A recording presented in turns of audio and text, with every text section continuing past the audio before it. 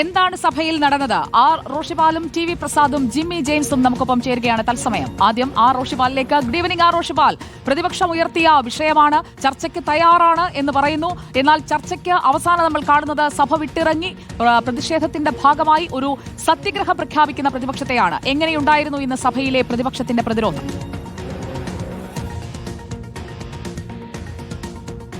സുജയ, പ്രതിപക്ഷത്തെ സംബന്ധിച്ചിടത്തോളം വജ്രായുധമാണ് police custody മർദ്ദനം.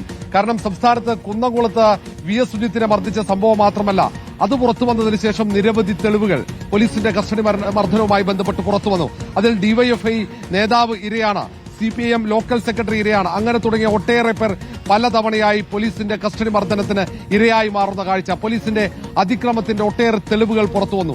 ഈ സാഹചര്യത്തിലാണ് സഭാ സമ്മേളനത്തിന്റെ നടപടിക്രമങ്ങൾ തുടങ്ങുന്ന ആദ്യ ദിനം തന്നെ പ്രതിപക്ഷം മുഖ്യമന്ത്രിയെ പ്രതിക്കൂട്ടിൽ നിർത്താൻ ലക്ഷ്യമിട്ട അടിയന്തര പ്രമേയത്തിന് റോജി M. ജോൺ നോട്ടീസ് നൽകുന്നത്. പക്ഷേ സർക്കാർ ഈ അവസരം മുതലാക്കാനായി ഇത് ചർച്ചയ്ക്കെടുക്കുകയാണ്. അടിയന്തര പ്രമേയം 2 മണിക്കൂർ സഭ നിർത്തിവെച്ച് ചർച്ച നടത്തുന്നു. അങ്ങനെ ആ തീരുമാനമെടുത്തപ്പോൾ തന്നെ പ്രതിപക്ഷത്തിന് അപകടം മണത്തതാണ്.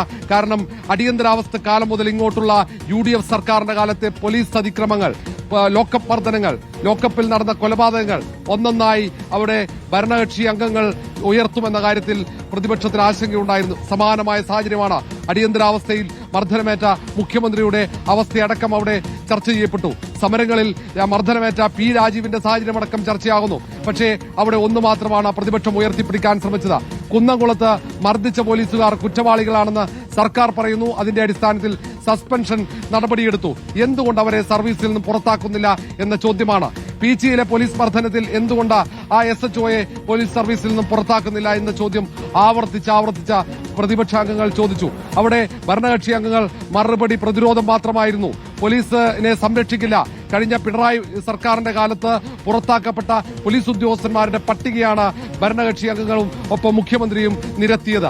അങ്ങനെ നീണ്ട ആ പ്രസംഗത്തിനൊടുവിൽ പ്രതിപക്ഷ നേതാവ് VD സതീശനാണ് ഏറ്റവും നിർണായകമായ പ്രതിപക്ഷത്തിന്റെ നീക്കം പ്രഖ്യാപിക്കുന്നത്. ഇന്നു മുതൽ തുടങ്ങി പ്രതിപക്ഷത്തിന്റെ സമരം. ആ വലിയൊരു പോർമുഖം പ്രതിപക്ഷം നിയമസഭാ കവാടത്തിൽ തുറന്നു കഴിഞ്ഞു. അത് പോലീസിന്റെ കസ്റ്റഡി മർദ്ദനവുമായി ബന്ധപ്പെട്ടാണ്, പോലീസിന്റെ അതിക്രമവുമായി ബന്ധപ്പെട്ടാണ്. 4-5 പോലീസുകാരെ സർവീസിൽ നിന്ന് പിരിച്ചുവിടണം. കുന്നംകുളം പോലീസ് സ്റ്റേഷനിൽ VS സുജിത്തിനെ മർദ്ദിച്ചവരാണ്.